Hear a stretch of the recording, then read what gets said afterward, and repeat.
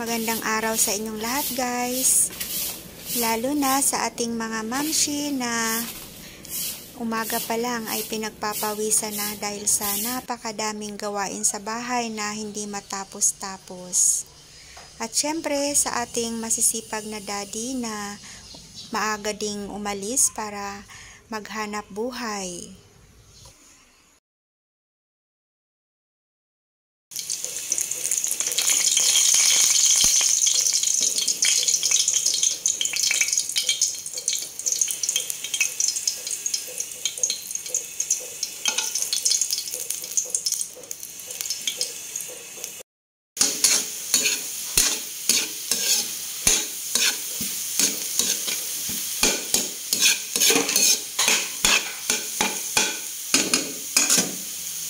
So, bago natin simulan ang napaka-hectic na schedule ngayong araw ay kumain muna tayo para may lakas tayo na gawin ang lahat ng mga gawain sa bahay. Kung hindi man lahat ay yung iba na kaya nating gawin ay magawa natin.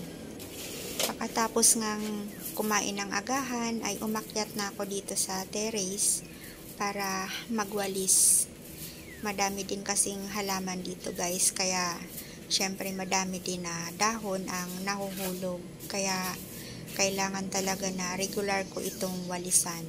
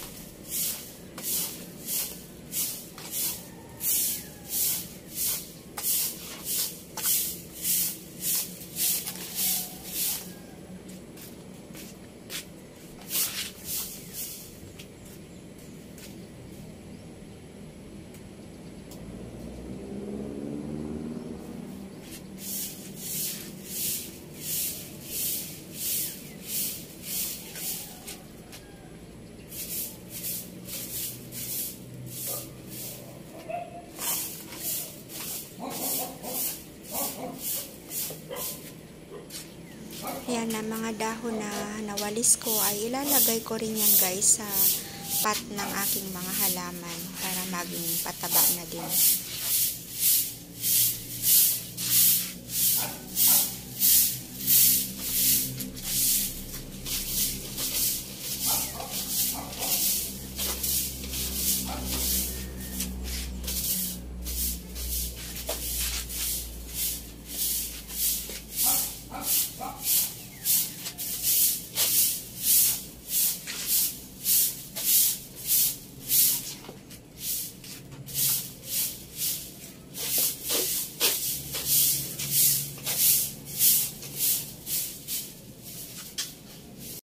Naglaba din ako ng mga damit at mga beddings namin kahapon, kaya yan guys nakasampay na.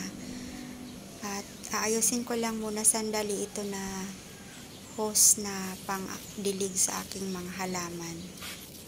Kailangan na nga din itong palitan kasi napipilipit at napuputol na, kaya kung minsan mahirap magdilig dahil kailangan ko pang ayusin at i-straight para lumabas yung tubig kasi napipilipit na at may mga butas na.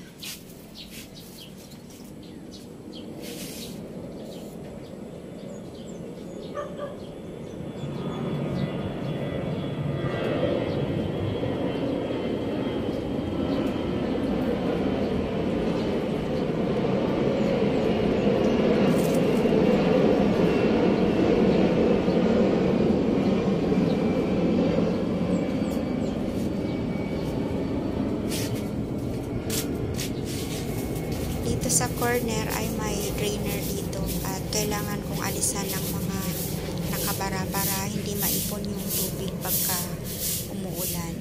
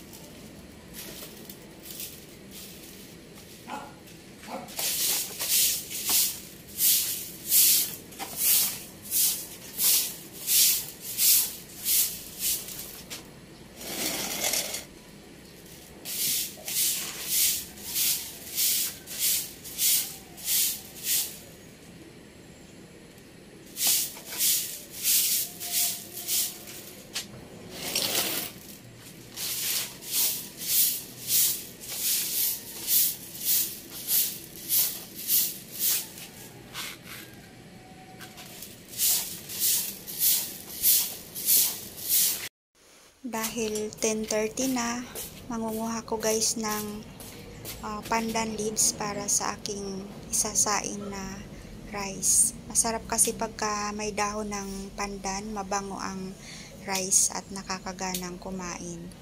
At mangunguha din ako ng kangkong, alugbati, saka green onion para pangsahog sa aking lulutuin na isda.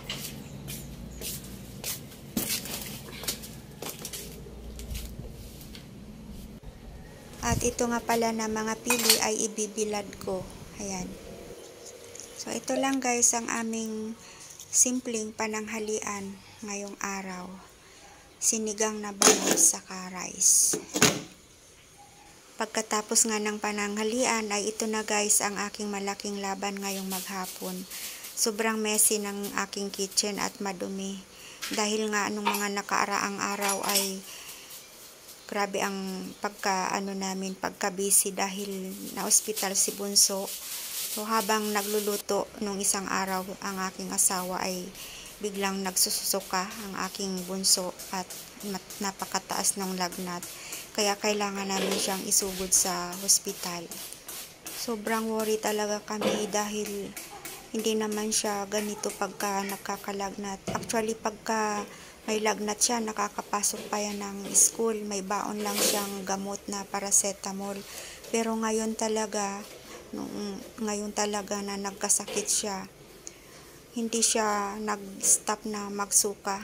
Kaya dinala na namin sa ospital kasi baka ma-dehydrate. At talagang worried kami kasi di namin alam kung anong nangyayari. Kaya guys, talagang naiwan namin yung kusina sa pagmamadali namin. Hindi nga, ang nag-asikaso na nga nung niluluto ng asawa ko ay yung panganay ko na lang na anak. Kahit nagwo-work siya, buti na lang, ang work ng anak ko ay online. Dito lang siya sa bahay. Kaya habang nagwo-work siya ay naasikaso niya yung iniwanan namin na niluluto. So sabi ko sa anak ko ay okay lang na hindi malinisan yung kusina kasi naintindihan ko naman siya na busy din siya sa kanyang trabaho. Kaya sabi ko, basta mabantayan lang yung niluluto at okay na. Kahit hindi na malinisan yung kusina, ako na lang ang maglilinis. Maghapon kami na nasa hospital dahil hinihintay pa namin yung result sa mga lab test sa anak ko. Buti na lang at pinauwi din kami. Kaya lang, pagdating namin dito sa bahay, hindi pa rin siya nag-stop na magsuka. Kaya naisip ko nga na ibalik uli siya sa hospital. Pero sabi ng asawa ko ay observe muna kasi kumpleto naman na ng gamot. At nag-research din ng aking panganay na anak. At yung binigay sa kanyang antibiotic sa anak kong bunso ay talagang magpapasuka yun sa kanya para ilabas yung kung ano man ang nakakasira sa katawan niya. Sobrang nanghina nga yung anak kong bunso dahil sa pagsusuka niya. Kaya sinusubuan ko na lang guys ng mga pagkain. Nagluto ako ng lugaw at minsan oatmeal. Kasi soft diet lang muna siya. Talagang hindi kahit magsubo ng pagkain na hindi niya kaya. Kaya sinusubuan ko talaga siya. Kinabukasan ay nagbiyahe na din ang asawa ko papunta sa kanyang trabaho sa Baguio. Kaya kami na lang ng panganay kong anak ang nag-aalaga kay bunso. At sobrang worried talaga kami kasi hindi pa rin siya nawawala ng lagnat. At every now and then naman ay tumatawag yung asawa ko at yung fiancé naman ng anak kong babae ay ready naman palagi yun na mahinga ng tulong. Kaya medyo na din ang isip ko, parang na-comfort na din ako. Kaya sobrang naipon talaga guys yung lilinisan ko dito sa kusina. Pero at least ngayon na okay na si bunso, may konting ubo na lang, ay nakakabuelo na ako magawa dito sa aming bahay. So ang pinakamahirap na parte talaga ng ating buhay nanay ay pagka nagkakasakit ang sinuman sa ating mga kapamilya. Sobrang stress, nakaka-worried talaga at nakakapagod din. Pero sa awa ng Diyos ay naging okay naman na ang lahat. Kaya balik na tayo guys sa ating mga gawaing bahay. Ito naman ang itatakil natin ngayon. So, every Saturday nga pala guys ang may kumukuha ng aming mga basura dito. Kaya nandito pa yung mga basura, hindi pa sila dumadating. Ito naman yung sa ilalim ng aking dish cabinet. Talagang naipon na yung mga hard water stain. At nung mga nakaraang araw din ay may mga flying termites. Pagka umuulan kasi, pag uulan ay nagsisilabasan ng mga flying termites at pagka ay nahuhulog na, namamatay. So, ito yung mga pakpak nila. Kailangan ko na nga itong gamitan ng pang-scrape kasi hindi na dadala ng basahan, hindi na na-wipe. Kaya i-scrape ko na lang.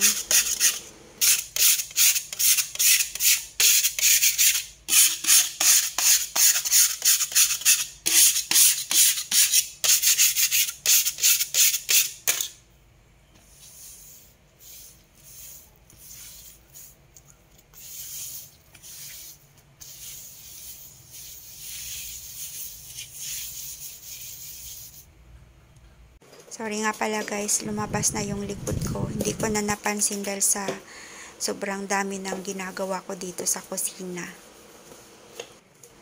Balik nga po tayo guys sa anak kong bunso.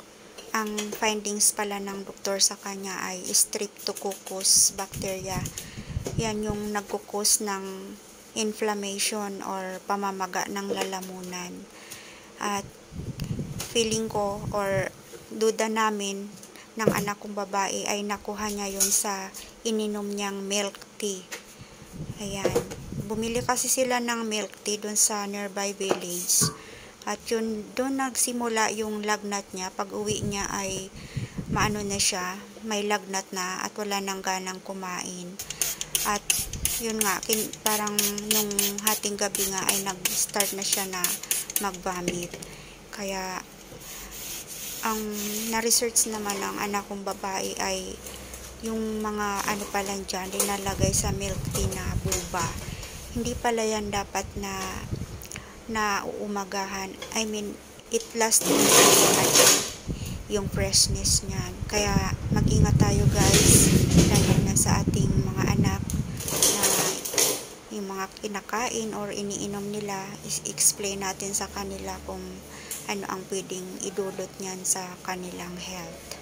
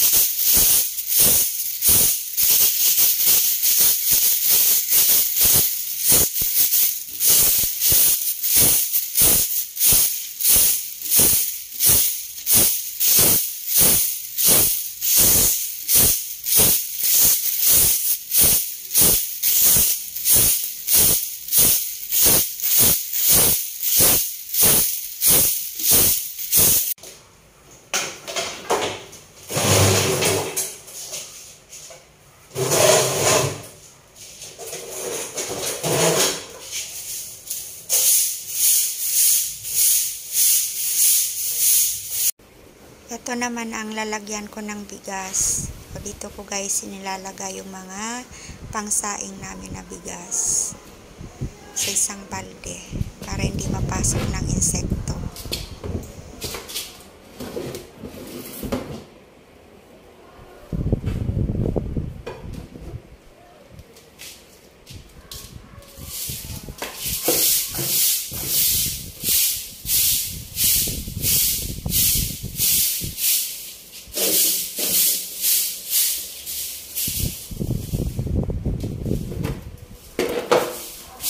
Ito naman yung cat food para sa aming mga alagang pusa.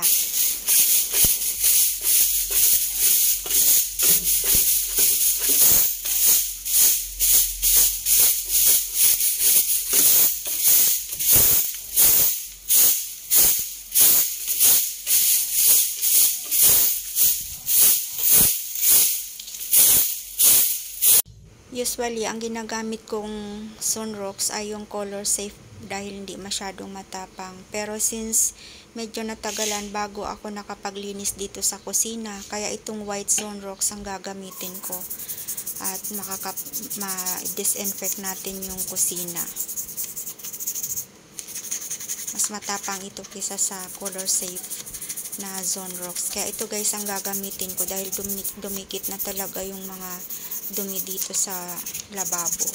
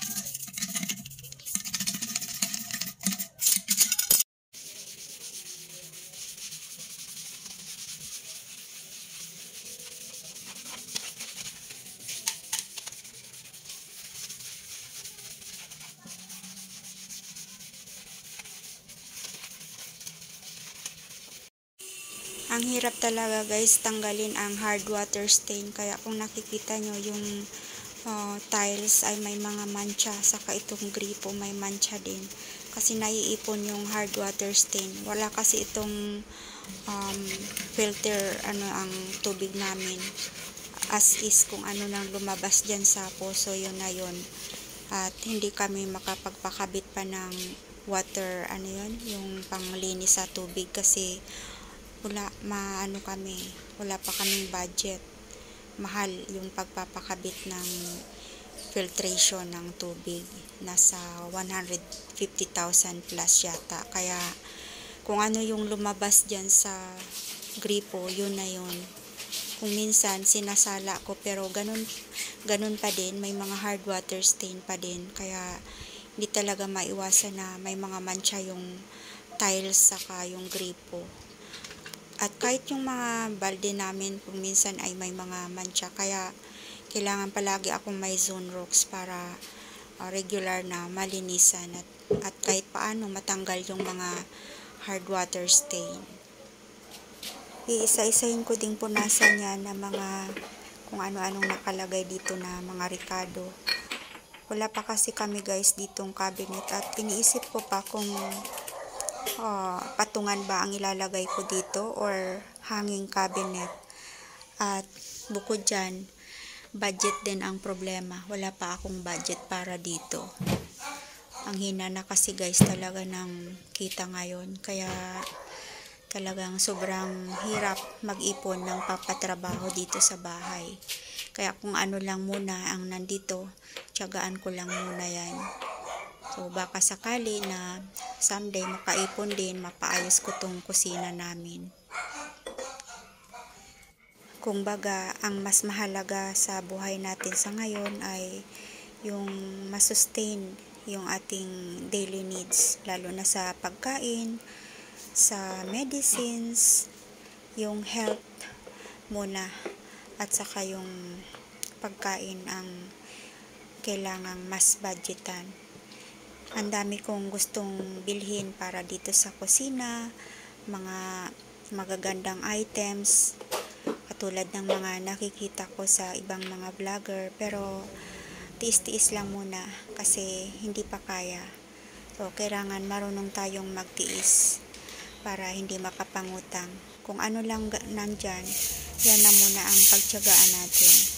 At kung sakali man na mayroon tayong budget, saka na lang yan natin bibilhin yung mga yan. So ito guys, mga flying termites pa yan na nasa floor. Walisan ko din, at pagkatapos kong magwalis ay hugasan natin yan ng tubig, sabon, saka Zonrox. Ayan. At saka maalis yung mga alikabok at saka ibang mga pakpak ng mga flying termites.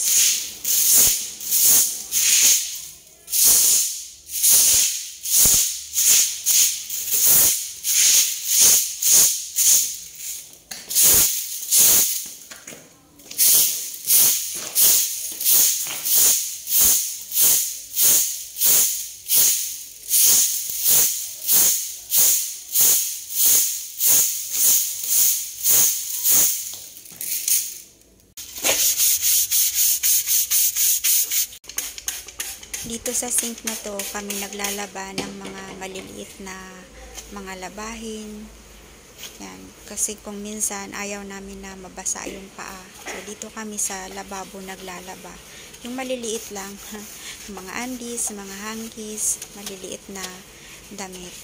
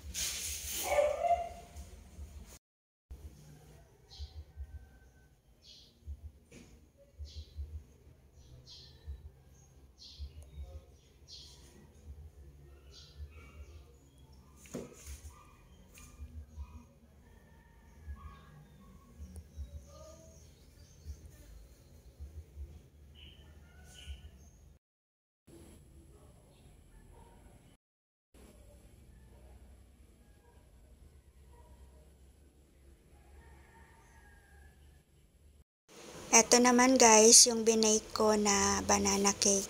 Madami kasi kaming saging kaya palagi akong gumagawa nito. At isa din sa aking mga paborito kaya hindi ako nagsasawang mag-bake nito. Salamat guys sa inyong panonood. Salamat sa inyong napakamahalagang panahon. At ako'y sinamahan ninyo. See you guys next time. See you on my next vlog.